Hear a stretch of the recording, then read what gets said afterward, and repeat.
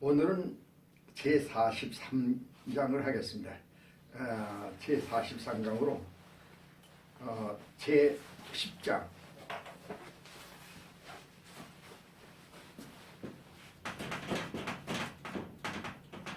제10장 6번째 제안.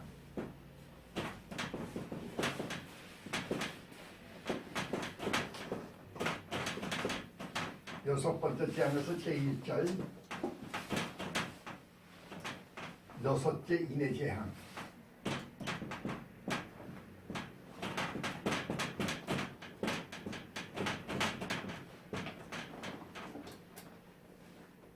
첫 번째 큰 진노의 날.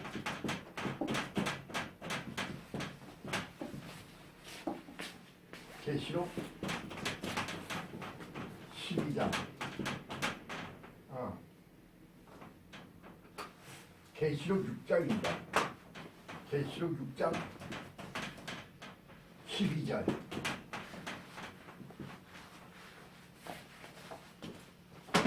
그래서 계시록 16장 12절을 보겠습니다. 계시록 6장 12절에 내가 보니 여섯째 인을 떼실 때에 큰 지진이 나며 해가 총담같이 검어지고 온 달이 피같이 되며, 그렇게 말씀했어요.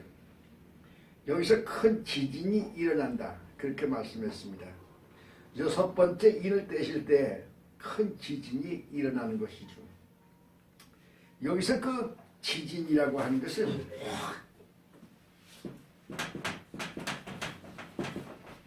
지진이라고 하는 것은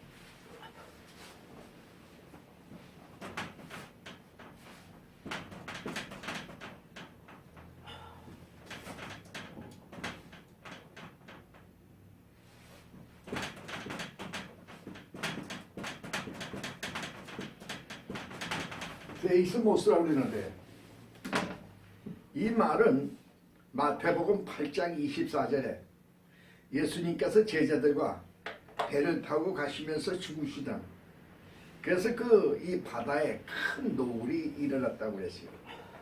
그래서 이 큰 노을을 이 세이스모스라, 그래서 이 같은 뜻입니다. 그 지진이.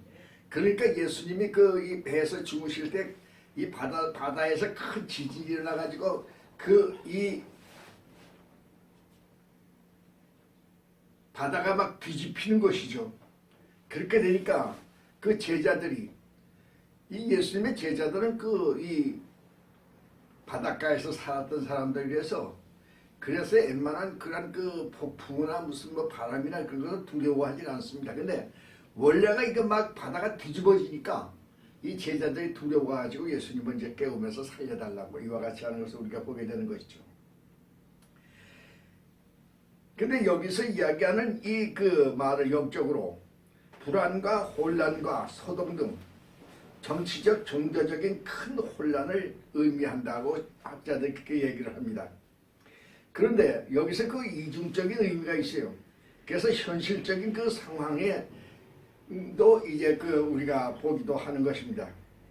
그래서 이사야 선지자는 지상에서 도래한 마지막 때의 큰 환란에 대해서 이제 이러한 징조가 있을 것이라고 이렇게 말하는 것을 이사야서 24장 1절에서 우리가 보게 됩니다. 둘째 해가 총담같이 검어졌다고 그랬어요. 그러니까 여기서 해가 총담같이 검어지고 온 달이 피같이 되며, 그렇게 말했습니다. 여기서 이 총담이라고 하는 것은 사코스인데, 이것은 검정색 염소 털로 만든 그러한 옷으로 이 이스라엘 사람들이요, 유대인들이 슬플 때에 입는 그러한 옷입니다. 그래서 이 옷을 입고 슬픈 일이 있을 적에 땅을 치고 하늘을 향하여 통곡을 하며 이제 이와 같이 하는 것을 우리가 이제 이스라엘 사람들은 이제 보게 되는데, 여기서 이 해가 총담같이 검어지는 현상은 이 세상의 종말을 표현할 때 사용하는 유대인들의 관용어입니다. 그리고 달이 핏빛으로 변한다는 말도 이 종말의 현상을 표현할 때 유대인들이 사용하는 관용어가 되고 있어요. 우리가 요엘서 2장 31절을 보시기 바랍니다. 그러나 우리가 여기 이 본절은 이 자연 현상으로, 종말에 나타나는 자연 현상으로 우리가 또 보게 됩니다. 마태복음 24장 29절을 보시기 바랍니다. 여기 지금 현재 이 학자들은 그 해는 구약에서 그 여호와를 의미하는 것으로 이 시편 84장 1절에서 그렇게 보고 있고, 또 신약에서는 그리스도로 이제 요한복음 1장 29절에서 그렇게 보고 있어서 이 하나님을 섬기는 이제 그 성전 또는 교회를 의미하는 그런 것으로 학자들은 이제 이렇게 보기도 합니다. 또 여기서 그 다른 이 여인의 그 후손이 낳은 이 성도, 계시록 12장 4절입니다. 이를 의미해서 이제 교회와 성도들이 지진과 같은 그 영적 혼란과 핍박으로 인해서 교회가 밤 같은 어두운 그런 고통을 당하는 시대가 오며 성도들이 피 흘리는 순교의 그 핍박의 시대가 올 것을 이제 그 말하고 있는 것으로 이렇게 얘기를 합니다.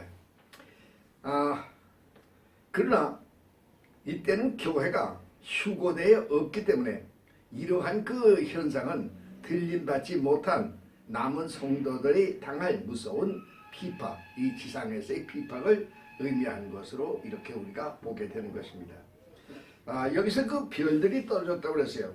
여기서 그 하늘의 별들이 6장 13절에 하늘의 별들이 무화과 나무가 그 태풍에 흔들려 선 과실이 떨어지는 것 같이 땅에 떨어지니라, 그렇게 했는데, 여기 이 학자들 중에 있어가지고는 별은 하나님의 사자, 계시록 1장 20절을 가리키는 것으로 하나님의 명령에 순종하며 하나님의 영광을 선포하는 주의 종들이 고통을 당할 때가 올 것을 이제 말하고 있는 것으로 이렇게 보게 됩니다.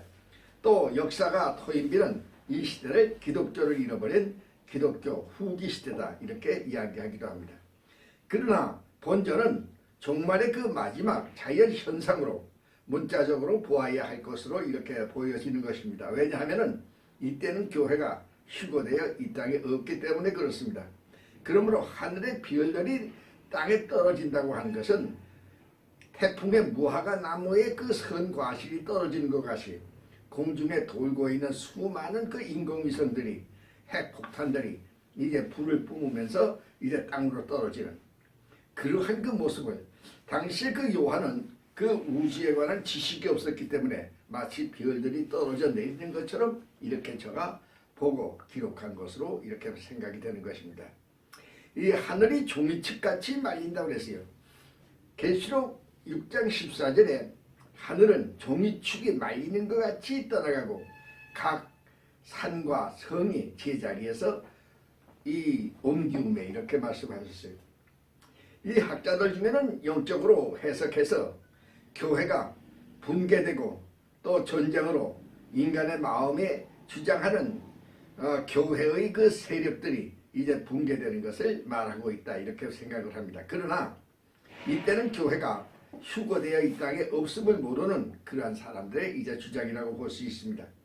하늘이 말리우고 각 산과 섬이 그 자리를 옮긴다고 하는 것은 지진과 전쟁으로 하늘에서 쏟아져 내리는 핵 폭발로 지구와 태양계가 하늘이 그 종이축과 같이 말리는 것 같이 완전히 파괴되는 모습을 나타낸다고 할 것입니다. 그때 이 세상은 이제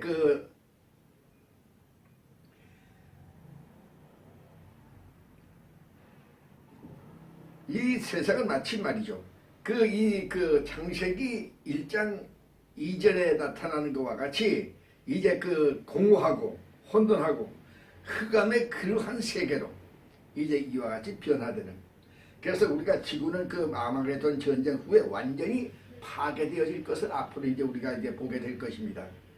그 성도는 하늘에서 내려온 그 천년 왕국에서 이 살게 되기 때문에 얼마나 감사한 일이 되는지 모르는 것이죠. 여기서 우리는 그 유다서 1장 12절의 말씀을 잠시 조심해서 보아야 할 것입니다. 유다서 1장 12절에 너희는 기탄 없이, 여기 기탄 없이라고 그랬는데요.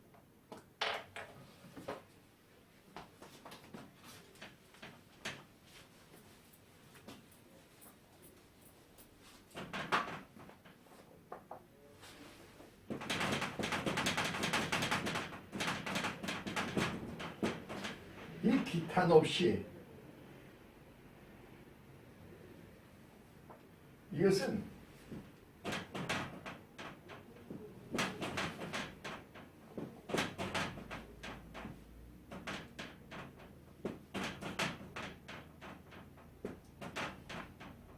아포보스,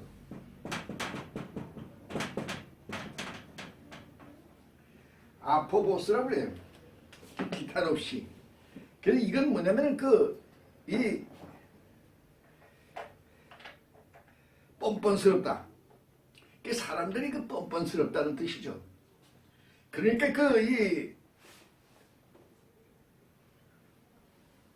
죄 많은 그런 인간들이 말이죠.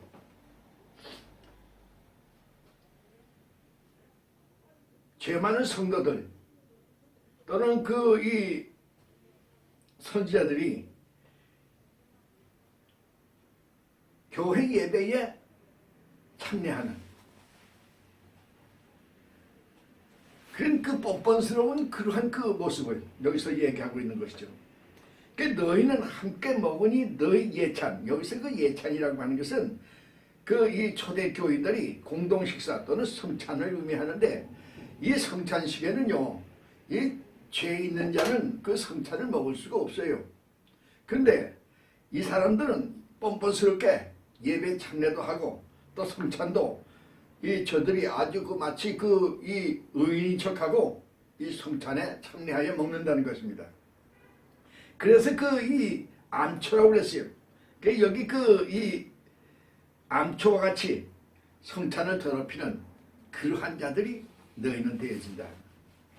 그래서 이 몸만 기르는 너희는 목자요. 여기서 목자에 대한 얘기인데, 이 교회 거짓 교권주의자들이 자신이 교회의 지도자라고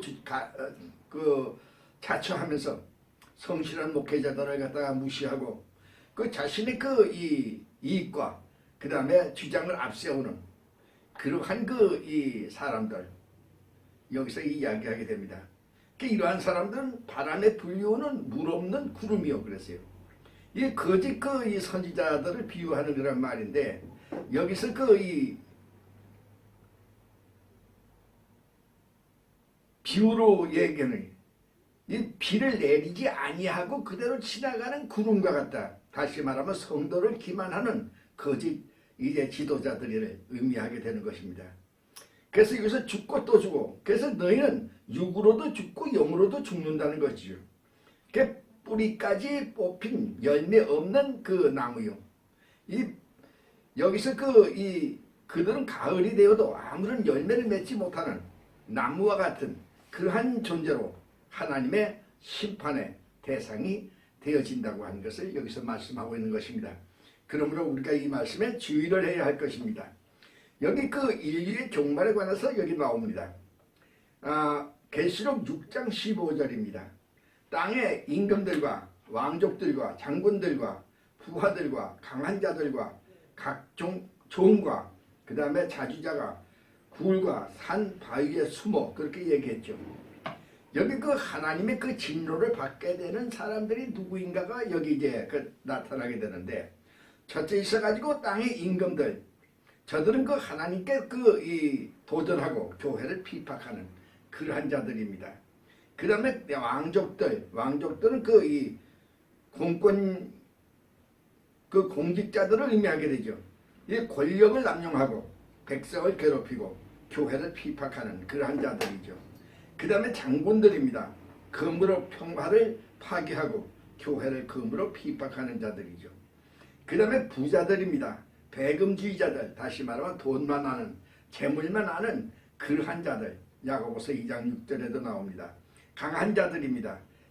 육체의 힘, 그리고 자신의 그 능력과 지식을 그 과시하고 그리고 자신을 그 자랑하며 하나님께 이제 대항하는 그러한 자들입니다. 그 다음에 그 종들입니다. 권력과 부에 기생해서 거기에 붙어 사는 그러한 사람들입니다. 그 다음에 여기서 그 자주자라고 그래요. 이것은 개인주의자, 이기주의자 그러한 사람들을 의미하는 것이죠.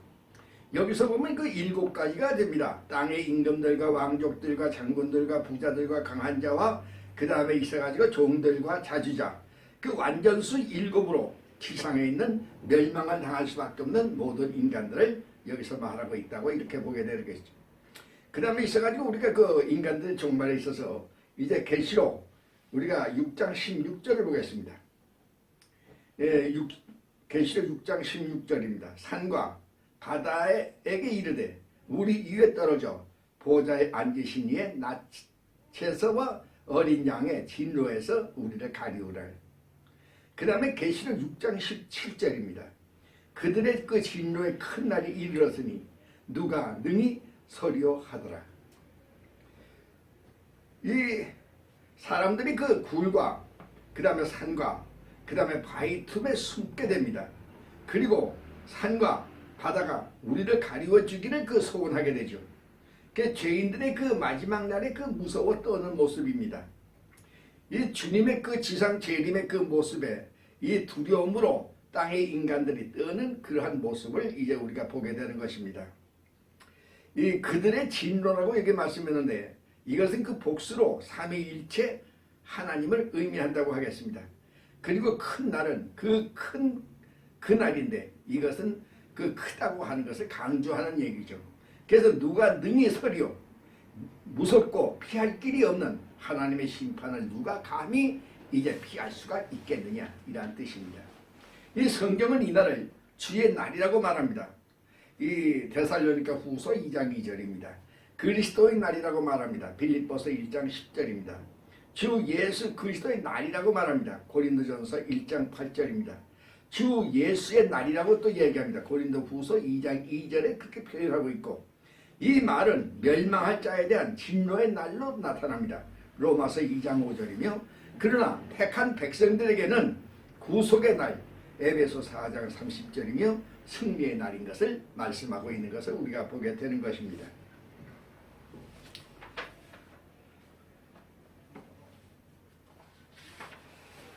종말의 그 참혹성을 여기서 이제 보게 되는데 호세아서 10장 8절에도 나옵니다. 이 저희는 이 환난의 날에 무생물에게 이제 이 향해서 이제 기도하고 그 다음에 어린 양의 진로에서 자기들을 가리워 주기를 위하여 부르짖는 불쌍한 그런 모습을 우리가 보는 것이죠. 이날은 그들의 그 진로의 날, 하나님의 심판의 분노의 그런 때가 이제 의미하게 됩니다. 또 마지막 그 대접재앙의 진로의 그 때가 오는 것을 이제 말하는 것이죠. 그래서 마지막 날이며 악한 자에게 심판의 날이 됩니다. 이 날에 이 두려움과 공포로 누가 능히 서리오 그렇게 말하죠. 그러나 승리한 성도는 그 심판을 받지 아니하며 요한복음 3장 18절입니다. 주님의 진노하심에 관계가 되지 아니하고 요한복음 3장 36절입니다. 어린 양의 진노는 성도에게는 영광의 날이 되는 것입니다.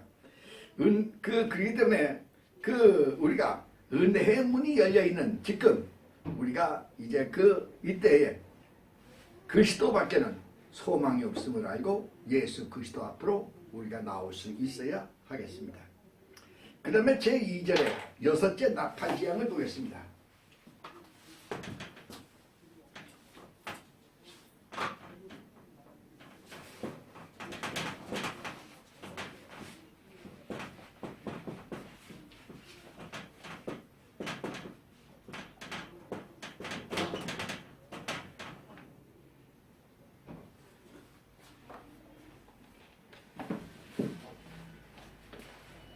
셋째 화인 황충의 화는 영적 타락과 이에 관한 제한이 되어져서 있었습니다. 근데 둘째 화는 지금 이제 얘기하고 있는 이 둘째 화는 인간과 물질에 관한 죽음과 파괴의 전쟁이 되고 있는 것이죠.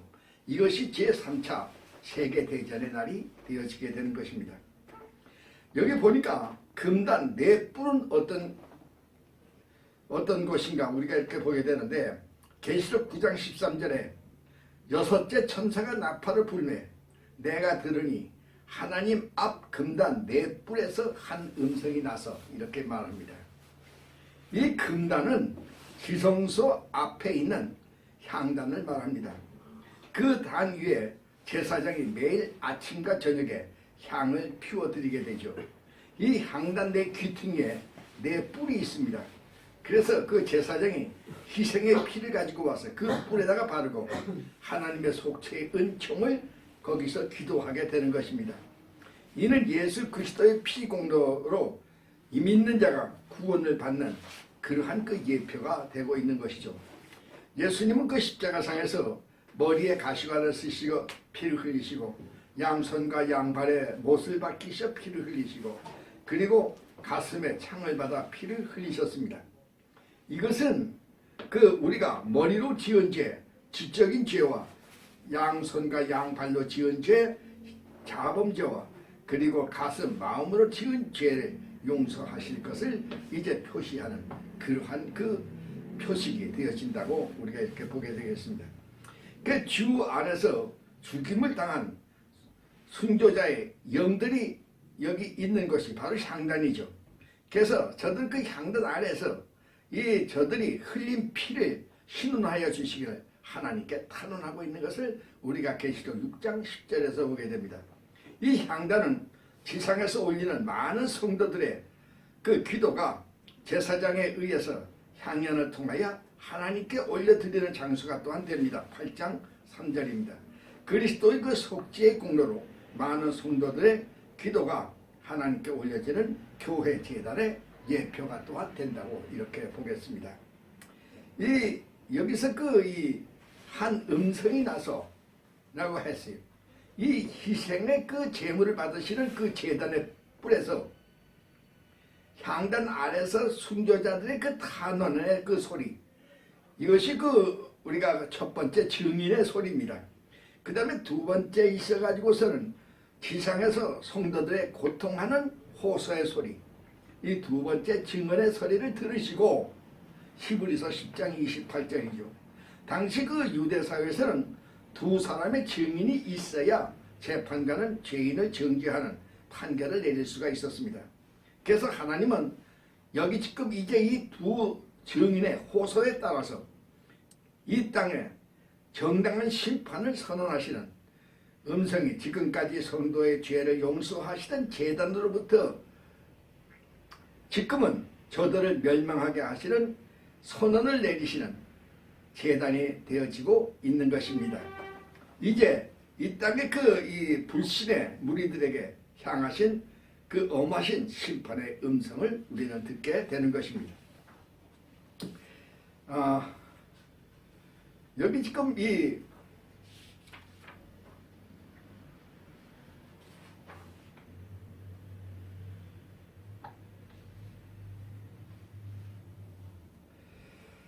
한 음성의 그 내용에 대해서 보겠습니다. 계시록 9장 14절에 나팔 가진 여섯째 천사에게 말하기를 큰 강 유프라데에 결박한 네 천사를 풀어주라. 그러한 음성이 나오게 되죠.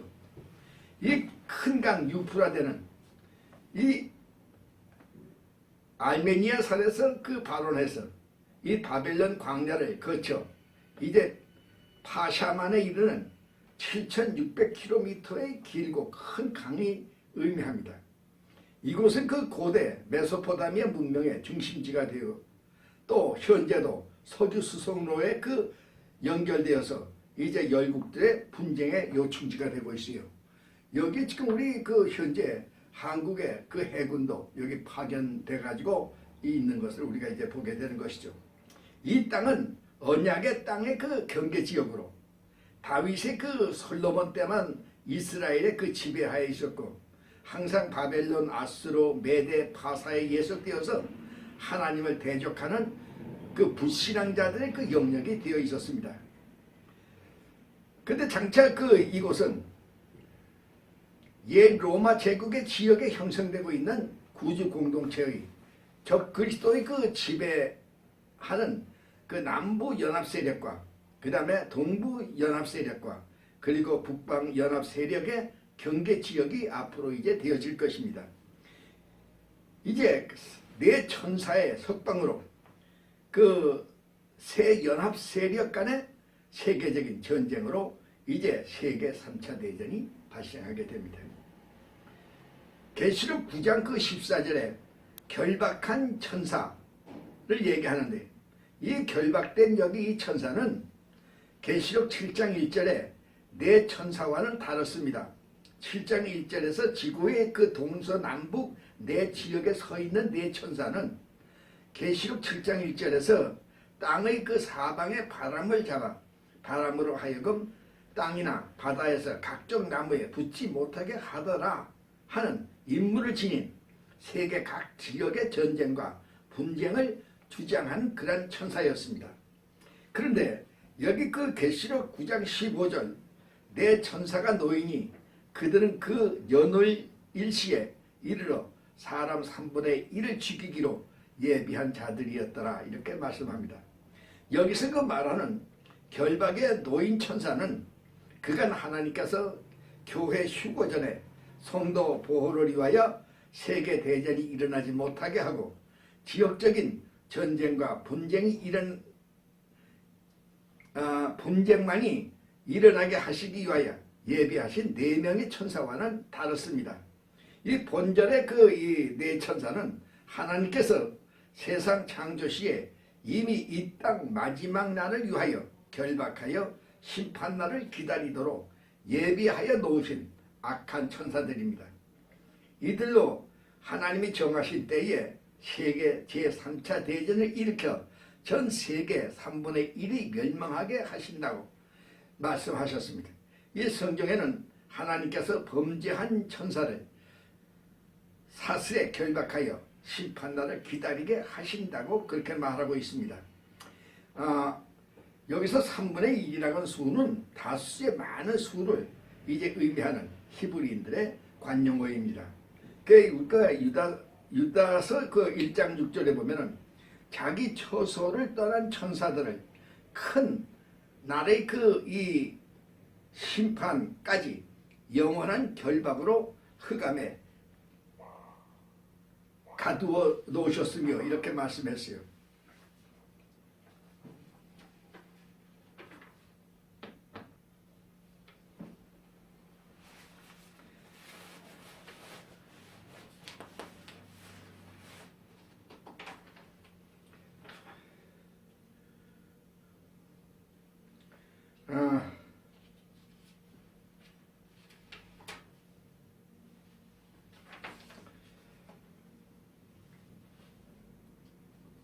우리가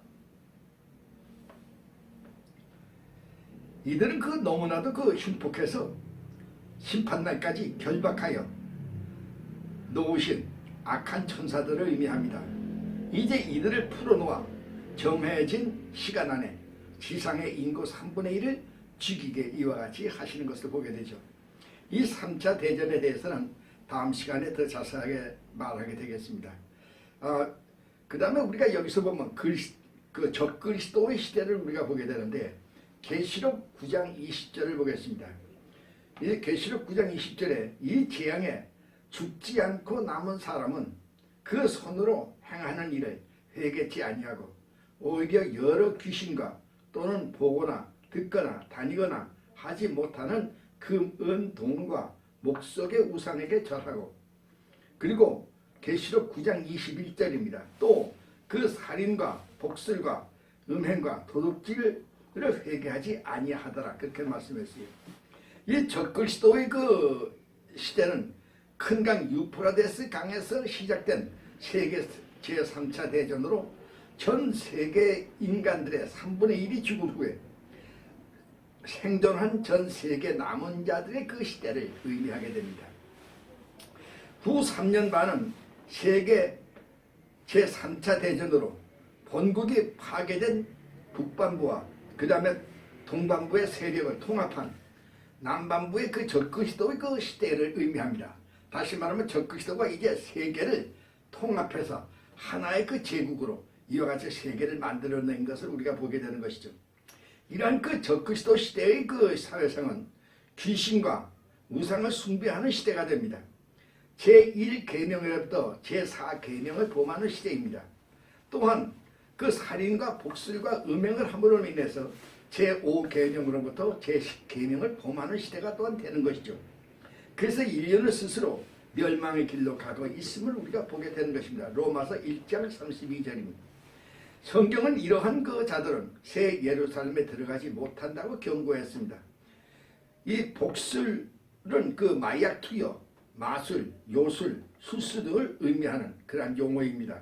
이들은 아마겟돈 전쟁 말에 모두가 멸망하게 될 것입니다. 적그리스도는 그 자신의 거짓 선지자들의 그 입을 통해서 진리를 혼탁하게 하고 모든 세상을 이 세력들을 이 정치, 경제, 사회, 종교들을 통합해서 적그리스도 자신을 섬기도록 그렇게 유혹을 하게 됩니다. 남북의 그 최고의 그 지도자로서의 권력을 견고하게 그렇게 만드는 것입니다. 그러나 이 7년 대환란 3년 반 말에 적그리스도는 거짓 선지자를 죽이고 자신이 하나님이라고 칭하고 모든 백성들로 하여금 자신을 섬기도록 그렇게 합니다. 이때는 교회가 들림받아 이 땅에 없기 때문에 성령께서 계시지 아니하므로 이 땅에는 구원이 없는 것입니다. 지금도 세계 종교는 하나라고 유혹하면서 세계 종교연합을 주장하여 그 위에 군림하려는 거짓 선지자들이 있어 성도들은 혼란케 하고 있음을 보게 되는 것이죠. 또 세상 그 정치 지도자들을 지지하도록 성도들을 선동하고 재물과 명예를 탐하여 비진리의 길로 성도들을 인도하는 거짓 종교 지도자들이 있음을 보게 됩니다. 그러므로 성도들은 항상 진리의 말씀에 배우는 데 깨어서 조심해야 할 것입니다. 이 로마 가톨릭 그 프란치스코 교황은 이 이탈리아 그 일간지 라레 푸볼리카 편집장인 무신론자 예우제니오 스칼파리가 8월 칼럼에서 교황에게 보낸 공개 질의 답변서가 2013년 9월 11일 발표하였는데 이 교황은 그 진실을 뉘우치는 마음을 갖추면 신의 자비는 한계가 없다고 하면서 신앙이 없어도 양심에 따르면 된다고 말하였다고 동아일보 2013년 9월 13일자 신문에 기재되고 있음을 우리가 기억해야 됩니다. 그 5월에도 신을 믿지 않아도 선행을 하기만 하면 구원을 했습니다. 이 성도는 말세 이러한 그 잘못된 말에 현혹되지 말아야 할 것입니다. 이 주님은 요한복음 10장 9절에서 내가 문이니 누구든지 나로 말미암아 들어가게 가면 구원을 얻고 그렇게 말씀하셨어요. 예수 밖에는 우리가 구원받을 길이 없음을 우리가 이제 알아야 하겠습니다. 이 계시록 그 11장 14절을 보십시다. 둘째 화는 지나갔으니 보라 셋째 화가 속히 이르는도다 그랬어요. 이 계시록 8장 13절에 그 날아가는 독수리를 우리가 잘 보시기 바랍니다. 첫째 화는 다섯 번째 나팔 재앙인 황충의 화가 되는 것이고 둘째 화는 여섯째 나팔의 화로 세계 제3차 대전이 화가 되는 것이며 이제 있을 셋째 화는 여섯째 대접 재앙의 아마게돈 전쟁의 화가 될 것입니다. 이 아마게돈 전쟁에 대해서는 우리가 다음 시간에 다시 공부하게 되겠습니다. 오늘은 여기까지 하겠습니다.